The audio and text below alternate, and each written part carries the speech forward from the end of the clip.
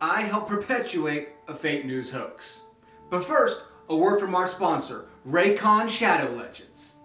April Fools! I don't have a sponsor! Yes, it's April 1st, also known as Lie Without Consequences Day. Unless you consider a loss of trust and reliability a consequence, but that kind of leads to our story here. So for about 4.5 years, I worked as a multimedia journalist in Dallas, Texas for a tiny little news station. The DFW media landscape is of course controlled by your big four, ABC 8, NBC 5, Fox 4, CBS 11. To make any sort of headway, to break in at all, you had to try something crazy, and that's what we were trying at CW33. We were doing this weird, non-traditional, no anchors, all edited with funny sound effects and trying to have a weird take on all the news type newscast.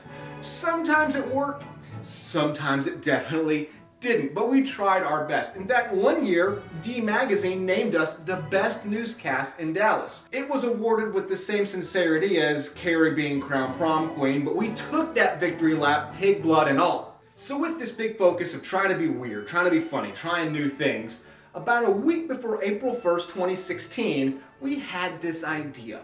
What if we did a couple of April Fool's Day stories? In the morning meeting, we're throwing around pitching, oh, let's broadcast an alien invasion from City Hall. Oh, we'll make Johnny Manziel our class act of the week. It was 2016, that was very relevant. And so we threw some ideas around, that was pretty much it. We broke, didn't talk about it any further. Cut to April 1st. We all show up as multimedia journalists, all in one. We shoot, write, edit, produce, start to finish our package, but we'd usually be given another assignment on top to help edit a story. Well, a couple of us are told, hey, we need you to edit our April Fool's Day stories that we've come up with. We didn't really have any input in these. For the record, I don't know who had any input on them. I'm not throwing anybody's names out there, not a clue. More than likely they were brought up with a committee. You'll see why. So I was the sports guy, and I was given the fake sports story for the day. I was excited to say, yeah, let's check this out. And this is what the story was. Cowboys in Rome. We've all known the Cowboys are America's team, but it's really looking like they're about to become Italy's team.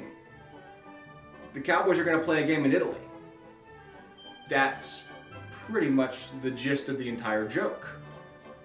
You can see the problem emerging pretty quickly here. The NFL is playing games all over the world. The Cowboys playing a game in Rome isn't inherently unbelievable. It's not in the online story, but I remember that there was a joke in there about them playing at the Coliseum and playing against the Lions, which, okay, that's kind of clever, but I doubt your average TV watcher is going to immediately realize the Coliseum is incapable of hosting a football game. So immediately I see this problem of, this is not an inherently fake story. This is not Jerry Jones is changing the name to the Dallas Ponies or something. This is something that if you just heard in the background, you could absolutely believe. So I mentioned to one of my other MMJs, I said, yeah, this isn't a great story. And he said, oh, have you seen the other two? I had not. Kim K moves to Texas. Kim Kardashian will soon call Highland Park home. Kanye and the kids will presumably be moving too. The Kardashian cachet will surely be a welcome asset in HP, where folks like living big. Multi-millionaire, possibly billionaire, is shopping for property in the richest part of Dallas. April Fools! Kim Kardashian might already own a house in Dallas. Why wouldn't she? There is nothing about this that is inherently unbelievable. It is really, really convincing, so I'm getting really nervous at this point. And then I see the last story we're doing. Trump buys Dallas. Donald Trump must have run out of things to put his name on in the big NYC. That's because in addition to having his sights set on the White House, Trump's apparently got some Texas-sized ambitions in Dallas. Yep, the Donald is buying Reunion Tower. Obviously that means we can expect to see the whole tower in gold. Billionaire guy who has real estate ambitions is looking to buy a piece of real estate.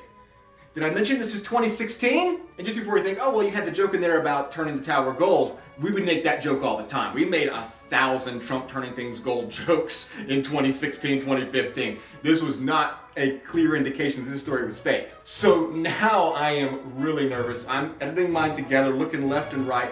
The key is there's no punchline. There's never a moment where we run a story yet that says, aha, gotcha, these are all fake. Well, until around 3:30. As a local news station, you have sister stations. If you're ever watching the news and you see your local station have something from Milwaukee about a kid saving a cat from a tree, they got that because they communicate. We were able to see the rundowns of all our sister stations. If we saw a weird story, something that was funny, something that was emotional, we'd send them an email and say, hey, can we have the footage for that? We'd like to air it on our news as well. It happened pretty much all the time. So around 3:30, our desk phone rings from New York.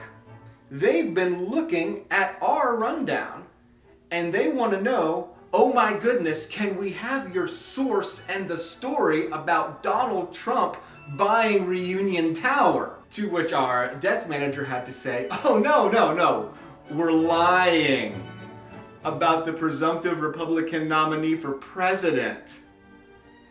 April Fool! So obviously we frantically put together a quick gotcha story at the end of all these to say that they were fake. But we were this close to airing them straight. And I think we would have fooled quite a few people. People who were just watching the news would have absolutely just bought it.